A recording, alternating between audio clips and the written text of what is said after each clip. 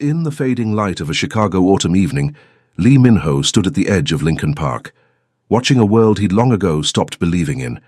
The park stretched before him like a memory of innocence, children laughing, mothers calling, lives untouched by the darkness he commanded. At 42, he'd built an empire from nothing, clawed his way from Seoul's streets to Chicago's shadows, and earned a reputation that made grown men whisper his name like a prayer for mercy. But today something stopped him cold. A flash of gold caught his eye. A little black girl, no more than 9, sat on a bench near the playground entrance, her small fingers tracing the pendant of a necklace that hung around her neck. Min-ho's breath caught. The design was unmistakable. A Korean phoenix rising from flames wrought in gold and jade, with a ruby eye that had taken master craftsmen 3 months to perfect. It was the necklace his grandmother had given him the day he left Seoul. The necklace he'd lost 5 years ago. The necklace worth more than most people earned in a lifetime. Min-ho's hand instinctively moved to his neck, where the necklace should have been. 5 years. 5 years since he'd lost it in a deal gone wrong in this very neighborhood. He'd searched for months, offered rewards that could have bought houses, threatened people who'd never threatened him back. Eventually, he'd accepted it was gone, stolen, sold, melted down for quick cash. But here it was, on a child. He studied the girl more carefully. She wore clothes that had seen too many washes, jeans with patches on the knees, sneakers held together with determination and duct tape. Her hair was pulled back in neat cornrows, despite the fraying edges of her jacket. She hummed to herself, swinging her legs, utterly unaware of the fortune resting against her collarbones. Min-ho's security detail tensed as he stepped forward. They knew that walk, purposeful, predatory, the stride of a man who'd decided something and wouldn't be deterred.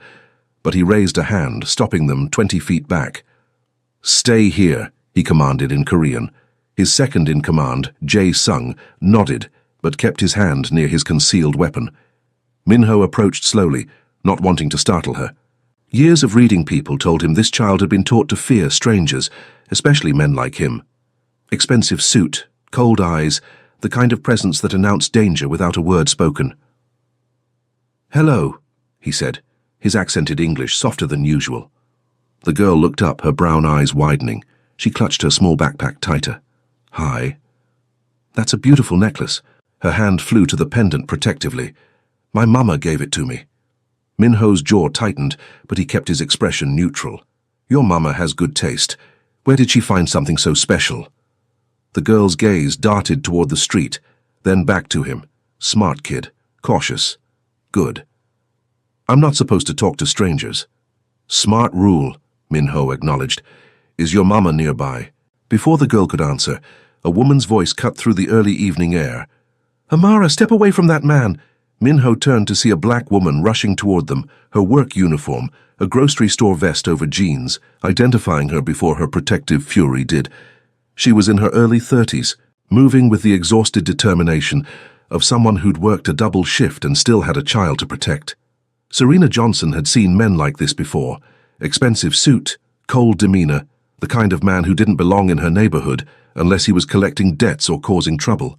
She positioned herself between him and Amara, her heart hammering against her ribs. "Whatever you want, we don't have it," she said, her voice steady despite the fear coursing through her. Min-ho studied her. Tired eyes, calloused hands, the kind of bone-deep exhaustion that came from working 3 jobs and still coming up short. But fierce, protective, a lioness with her cub. "I don't want trouble," he said carefully. "I only want to ask about the necklace your daughter is wearing." Serena's hand went to Amara's shoulder, pulling her closer. "What about it? Where did you get it?" She hesitated. The truth might sound like theft, but lying to this man felt more dangerous.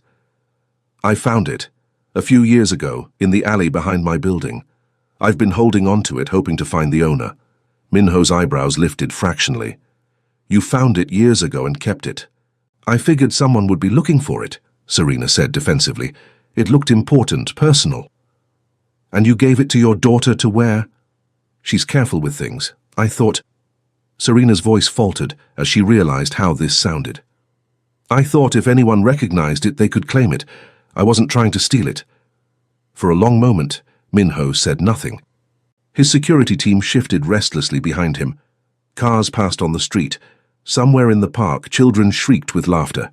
But in this moment, 3 people stood suspended in a decision that would change everything. "It's mine," Minho said finally. "My grandmother gave it to me before I left Korea. I lost it 5 years ago." Serena's shoulders sagged. Of course, the one thing she'd found that might have value belonged to someone who looked like they could afford to lose it. "I'm sorry," she said quietly, reaching for Amara's necklace. "I didn't know. I should have tried harder to find you." But as her fingers touched the clasp, Minho spoke again. "Wait." She froze. He stepped closer, his eyes on the necklace, then on Amara's face. The girl looked terrified, clutching her mother's hand. Serena stood between them like she'd fight a dragon if needed, and something in Minho's chest, something he thought had died years ago in Korea's brutal streets, stirred to life. He'd spent 5 years searching for this necklace, 5 years offering fortunes, making threats, turning Chicago's underworld inside out. But in all that time, he'd never imagined this scenario. Never imagined it would be found by someone who actually planned to return it. In his world, people took. They stole, they lied, they betrayed for far less than this necklace was worth. But this woman, this exhausted, struggling woman who probably needed money more than anyone he'd ever met, had kept it safe. Had given it to her daughter, not to pawn, but to protect. "You kept it safe," he said slowly, each word weighted with meaning. "For years." Serena didn't know what to say. "I didn't know what else to do with it." Minho looked at the necklace one more time, then at Serena's worn shoes, at Amara's patched jeans, at the grocery store vest that spoke of minimum wage and maximum effort. "I need to speak with you," he said. "Not here, somewhere private. But I promise no harm will come to you or your daughter." Serena's instinct screamed danger, but something in his eyes, something raw and honest, made her hesitate. "Why?" Minho's lips curved in something that wasn't quite a smile. "Because in 20 years of business in this city, you're the first person who's ever tried to give me something back instead of taking from me. And that, Ms. Johnson, Serena Johnson. Ms. Johnson, that deserves a conversation." 30 minutes later, Serena sat in a corner booth of a quiet Korean restaurant in Chinatown, Amara beside her, both of them staring at the man who'd turned their evening into something surreal. Minho had insisted on feeding them first, and Serena, who'd planned on mac and cheese from a box for dinner, hadn't had the strength to refuse. Amara devoured bulgogi with the enthusiasm of a child who didn't get meat often enough. Serena tried to eat slower, more carefully, but the kimchi jjigae was the best thing she'd tasted in months. Minho watched them with an expression she couldn't read. His security team sat at nearby tables, creating a bubble of privacy that made her simultaneously safer and more nervous. "How long have you lived in that neighborhood?" he asked. 7 years, Serena answered, wiping Amara's mouth with a napkin. "Since Amara was 2. And you work at the grocery store?" "Thompson's Market, yeah, day shift 5 days a week. Sometimes weekends when they need extra help." She didn't mention the cleaning job she did 3 nights a week at an office building, or the occasional catering gigs on weekends. Pride and exhaustion fought in her voice. Minho nodded slowly. "The necklace you found, do you have any idea what it's worth?" Serena's hands stilled. "I figured it was expensive. It's worth approximately $250,000, he said quietly. "The gold alone is worth $40,000. The jade is rare imperial green, the ruby is Burmese. But the craftsmanship, that's what makes it priceless. It was commissioned by my family in Seoul. Only 3 exist in the world." The blood drained from Serena's face. She'd been carrying $250,000 around her neck for years, had let her daughter wear it to the park like costume jewelry. "I didn't know," she whispered. "I swear, I didn't know." "I believe you," Minho said, and the certainty in his voice made her look up sharply. "If you'd known, you would have sold it, used the money to move somewhere better, to give your daughter more than—" He gestured vaguely at their worn clothes.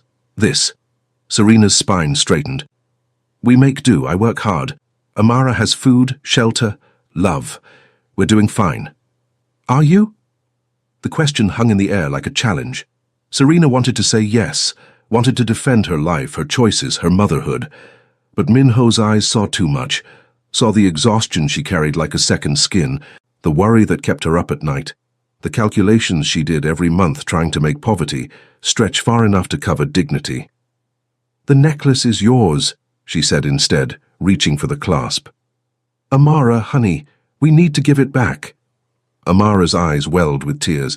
"But Mama, I know, baby, but it belongs to Mr. Serena realized she didn't know his name. "Lee Min-ho," he supplied. Then to Amara, more gently, "You took good care of it. Your mama taught you well." Serena fumbled with the clasp, her fingers trembling slightly. When it came free, she placed it carefully on the table between them, the gold gleaming under the restaurant lights. Min-ho stared at it, 5 years of searching, of obsession, of revenge fantasies against whoever had stolen his grandmother's final gift.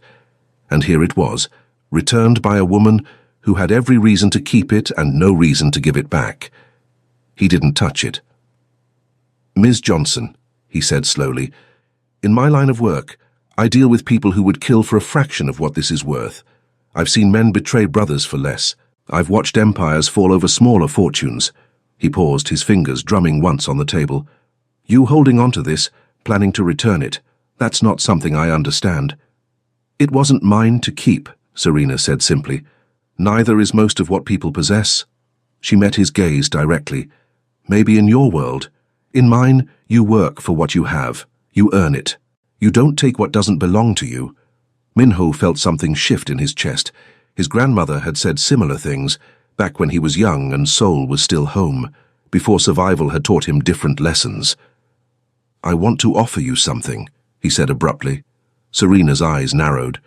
"I don't want charity." "It's not charity. It's—" He paused, choosing words carefully. "A business arrangement. I stock shelves and mop floors. What business could we have?" Min-ho leaned forward. "You found something valuable and protected it for years, waiting for the right moment to return it. That shows integrity, patience, trustworthiness." His voice dropped lower. "Those are rare qualities, qualities I need in my organization." "Your organization," Serena repeated slowly, understanding dawning. "You're not just some rich businessman, are you?" No, she should have been afraid, should have grabbed Amara and run. But something in her was tired of running, tired of scraping by, tired of watching her daughter wear second-hand everything, while rich kids in Lincoln Park had rooms full of toys. "What are you offering?" Min-ho smiled then, a real smile, and it transformed his face from dangerous to devastating. "A job, a real one. In one of my legitimate businesses, I own several properties in the city. Property management, bookkeeping, whatever suits your skills. Better pay than Thompson's Market. Healthcare, housing assistance. Why? Because you gave me back something I thought I'd never see again. Not for reward, not for recognition, because it was the right thing to do." He picked up the necklace, the gold warm in his palm.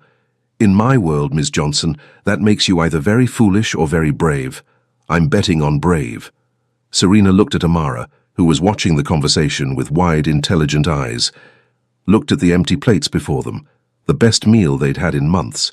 Looked at this dangerous, powerful man who was offering her something impossible. "I need to think about it," she said.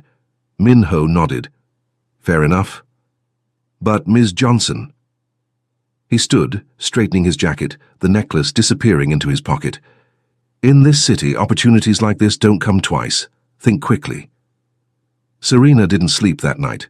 She lay in her small apartment, listening to Amara's soft breathing from the twin bed across the room, and ran calculations in her head. Min-ho had left her his business card. Simple, elegant, with just a name and a phone number. No company name, no title. The kind of card that said everything by saying nothing. She should throw it away, should forget the whole encounter. Men like that, men with security details and restaurants that cleared tables at a snap of their fingers, they didn't help people like her without expecting something in return. But God, she was tired. Tired of the second job, the third job, the constant anxiety about rent, about food, about whether Amara's shoes would last another month. Tired of watching other mothers at the park with their strollers that cost more than her monthly salary. Their children in pristine clothes, their lives apparently untouched by the grinding weight of poverty. Her phone buzzed. A text from her night shift supervisor. "Can you cover tomorrow?" Sarah called out sick. Another shift. Another night away from Amara, leaving her 9-year-old daughter with Mrs. Chen from down the hall, a kind woman, but elderly and tired herself. Serena picked up Minho's card. The address he'd texted her was in River North, one of Chicago's most expensive neighborhoods. The building was all glass and steel, modern and imposing, and Serena felt distinctly out of place in her best interview outfit. A blazer from Goodwill and pants that were almost professional if you didn't look too close. The security guard in the lobby checked her name against a list, nodded, and directed her to the 15th floor.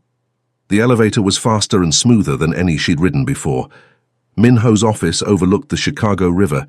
Floor-to-ceiling windows framed the city like a painting.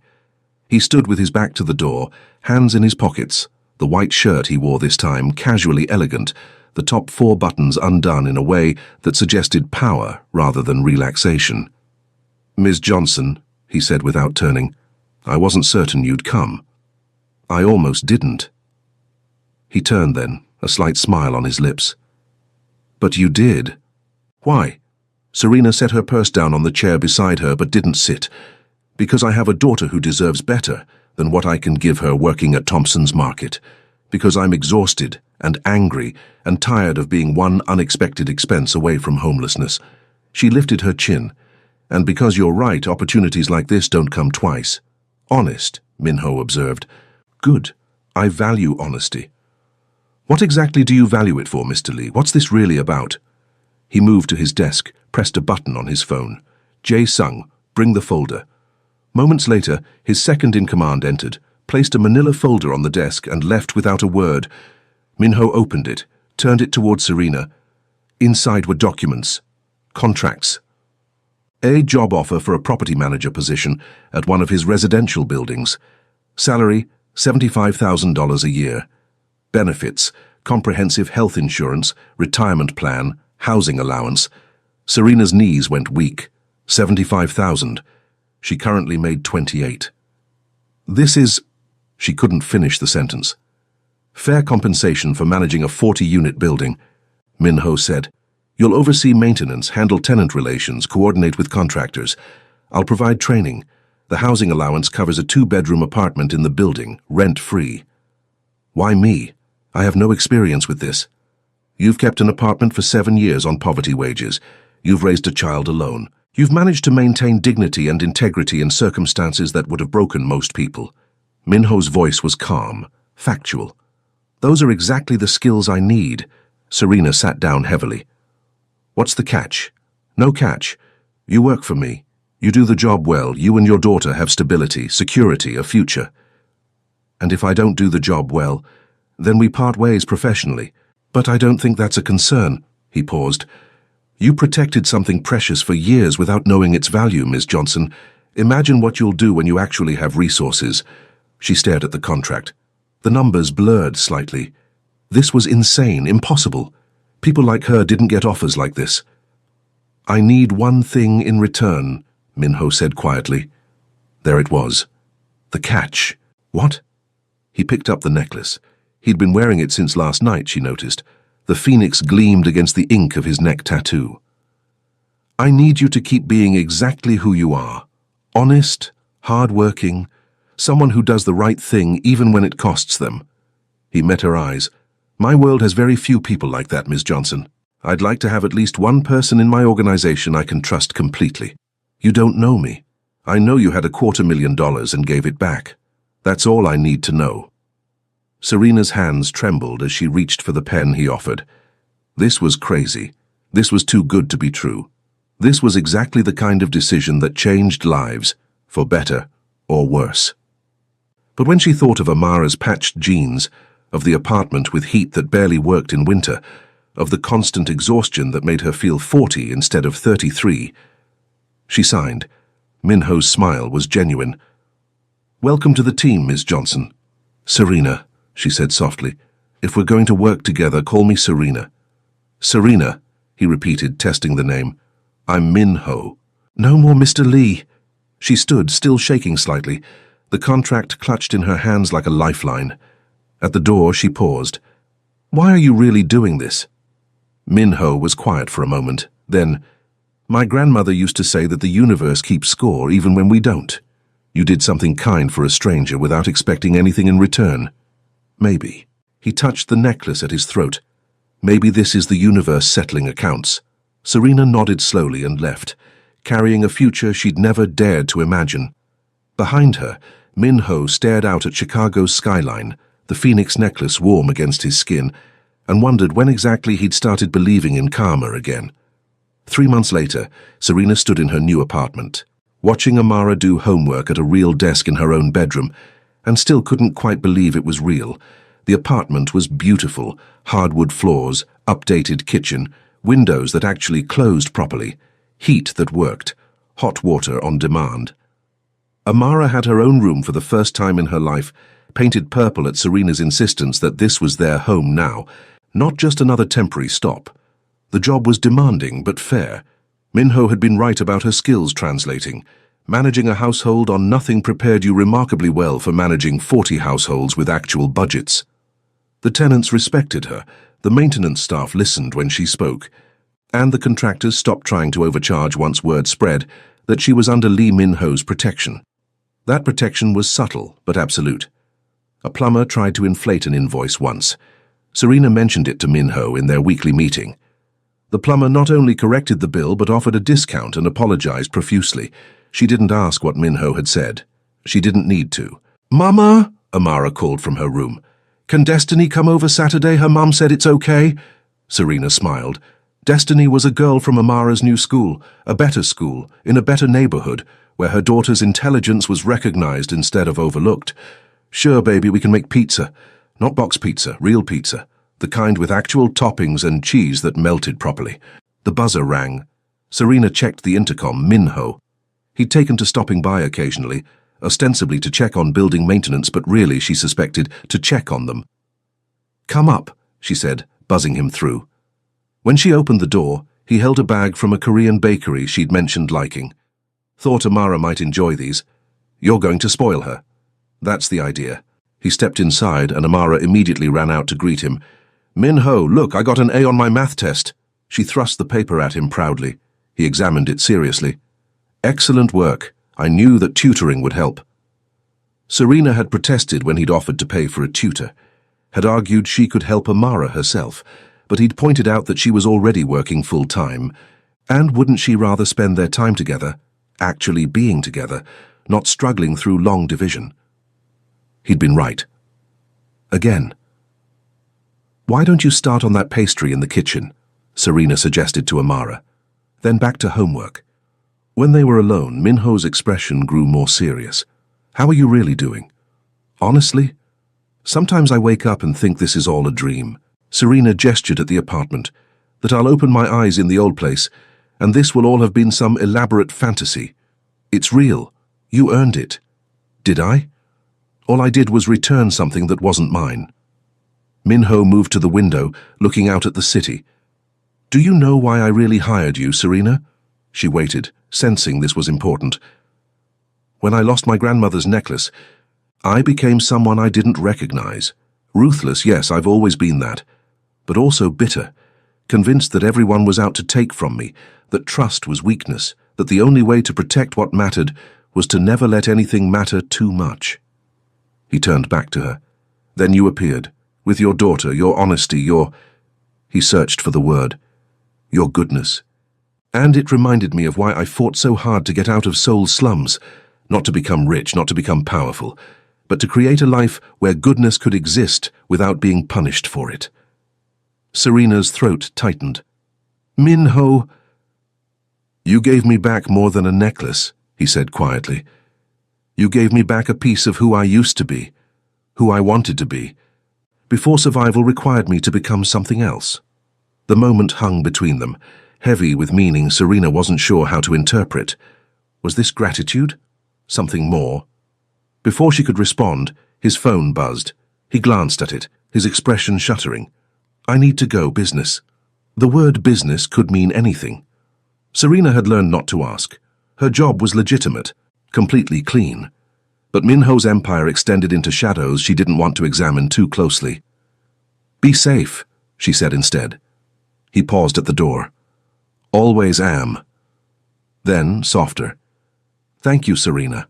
for taking the job, for trusting me, for—" He gestured vaguely, encompassing the apartment, their arrangement, whatever this growing connection between them was becoming. "Thank you for seeing me," she replied, "for seeing us as worth the investment.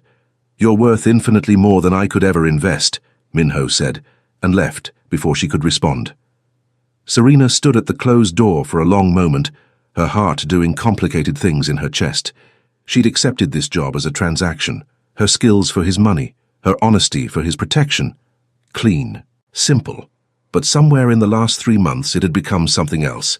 Minho had been at Amara's school play, had brought Serena's favorite coffee to morning meetings, had remembered her birthday with a modest gift that somehow meant more than the expensive apartment he'd given them, and she'd found herself looking forward to his visits, had caught herself smiling at his dry humor, had noticed the way his eyes softened when he talked to Amara, the way his dangerous edges seemed to dull slightly when he stepped through her door. This was dangerous territory. Not because he was dangerous, though he absolutely was, but because she was starting to care, starting to wonder if the universe hadn't just settled her account, but started a new one entirely. In the kitchen, Amara laughed at something on her tablet. The sound, pure, joyful, unburdened, was everything Serena had fought for. Whatever was happening with Minho, whatever complicated feelings were growing between them, they'd figure it out. They'd already survived the impossible. A little hope couldn't be more dangerous than the life they'd left behind. Could it? The call came at 2 a.m. Serena fumbled for her phone, heart hammering. Calls at this hour meant emergencies, building fires, burst pipes, crises that couldn't wait. "Ms. Johnson?" Jae-sung's voice tight with controlled urgency. "There's been an incident. Minho asked me to bring you and Amara somewhere safe." "What kind of incident?" "The kind where people he cares about become targets. Get dressed. I'm downstairs." Serena's blood went cold. She'd known intellectually that Minho's world included danger, but she'd convinced herself it wouldn't touch them, wouldn't reach into the safe, clean life he'd built for her and Amara. She'd been wrong. 15 minutes later, they were in an SUV with tinted windows, Amara sleepy and confused in her arms, Jae-sung silent and tense in the driver's seat. "Where's Minho?" "Handling it." "Is he hurt?" Jae-sung's jaw tightened. "Not yet." They drove to a high-rise in the Gold Coast, ushered into a penthouse that screamed money and security. Bulletproof windows, reinforced doors, the kind of safe house that made Serena realize exactly how dangerous Minho's life actually was. "You'll stay here until it's clear," Jae-sung said. "Everything you need is provided. Don't leave, don't call anyone. Minho will contact you when it's safe." "What happened?" Jae-sung hesitated. "A rival organization learned that Minho values you and Amara. They thought they could use that against him." "They thought wrong?" A grim smile. "Very wrong. Minho doesn't negotiate when it comes to people he protects." After Jae-sung left, Serena tucked Amara into the master bedroom. California king, Egyptian cotton sheets, the kind of bed that cost more than their old monthly rent. Her daughter, exhausted and confused, fell asleep within minutes. Serena sat in the living room, watching the city lights and faced the truth she'd been avoiding for months. This life, the good job, the nice apartment, the stability she'd craved, came with a price. Minho's protection extended to them now, which meant his enemies did too. By accepting his help, she'd pulled Amara into a world where people became targets, where 2 a.m. calls meant danger, where safety required bulletproof glass. Her phone buzzed. "Minho. You and Amara safe?" "Yes. Jae-sung got us here. Are you okay?" A pause. Then, "I will be. I'm sorry. Serena, this shouldn't have reached you." She stared at the message. He was apologizing. As if this was his fault, as if offering her a better life meant he'd somehow betrayed her by bringing danger with it. "Can I call you?" "Not safe right now. Soon." Serena set the phone down and made a decision. Minho arrived at dawn, exhaustion in every line of his body. The white shirt he wore was splattered with blood. Not his, Serena noted with relief. His knuckles were bruised. The phoenix tattoo on his neck stood out starkly against skin pale with adrenaline crash. "It's handled," he said without preamble. "The threat's eliminated. You can go home. We need to talk." He closed his eyes briefly. "I know what you're going to say." "Do you? You're going to tell me this isn't what you signed up for?" That you can't raise Amara in my world. That the apartment, the job, the security, it's not worth the risk. He opened his eyes, and the pain in them nearly broke her heart. You're going to walk away, and you'd be right to. Serena stood. You're wrong. Min-ho blinked. What? I'm not walking away, but we are going to establish some ground rules. Serena. First, she continued, moving closer, you don't get to decide what risks I'm willing to take for my daughter's future. I've been making impossible choices my whole life. This is just another one. This isn't about grocery budgets and rent. No, it's about whether Amara grows up in poverty, struggling like I did, or whether she gets opportunities I could never give her. It's about whether I spend my life exhausted and afraid, or whether I build something better. She stopped inches from him. You think I don't know what you are, what you do. I'm not stupid, Min-ho. I've known from the beginning. Then why? Because everyone's dangerous in their own way. The landlord who threatened to evict us for being 3 days late on rent. The manager at Thompson's, who suggested I could keep my job if I was friendlier to him. The city that watches black kids like Amara and sees problems instead of promise. Her voice hardened. At least your danger is honest. At least you protect instead of prey. Min-ho stared at her. You're not making sense. I'm making perfect sense. You gave us a chance when no one else would. You've kept every promise you made. You've never treated me like I owe you anything beyond good work. She reached up, touching the necklace at his throat. You're a good man pretending to be a bad one, and I'm a smart woman who knows the difference. Serena, he breathed, covering her hand with his. This life, my life, it's not safe, it's not clean. People get hurt. People get hurt everywhere. At least in your world, someone fights back. They stood there, hands touching, the necklace between them like a promise. Dawn light crept through the bulletproof windows, painting everything gold. I can't offer you normal, Min-ho said quietly. I can't promise there won't be more nights like this. I don't want normal. Normal got me nowhere. I want this, whatever this is. The job, the apartment, the security. You. The last word came out softer, more vulnerable. Min-ho's other hand came up to cup her face. You're sure? I've never been more sure of anything. He kissed her then, gentle despite the violence still fresh on his hands. Serena kissed him back, tasting coffee and exhaustion, and something that felt dangerously close to hope. When they pulled apart, he rested his forehead against hers. Ground rules. You don't make decisions about our safety without consulting me. I'm not a damsel to be rescued. I'm your partner. Partner, he repeated, testing the word. Then stronger. Partner, yes. And Amara's safety is non-negotiable, whatever it takes. Already handled. I've quadrupled security on the building, assigned personal protection, updated all protocols. Good. She pulled back slightly. Now go shower. You look like hell. Min-ho laughed, a sound so unexpected and genuine that Serena felt her decision confirmed. This man, dangerous, powerful, ruthless to his enemies, could still laugh, could still be reached, could still be saved maybe by a woman who'd learned to fight long before she met him. As he headed to the bathroom, he paused. Serena, thank you. For what? For not running, for choosing this, for... He touched the necklace again. For everything. She smiled.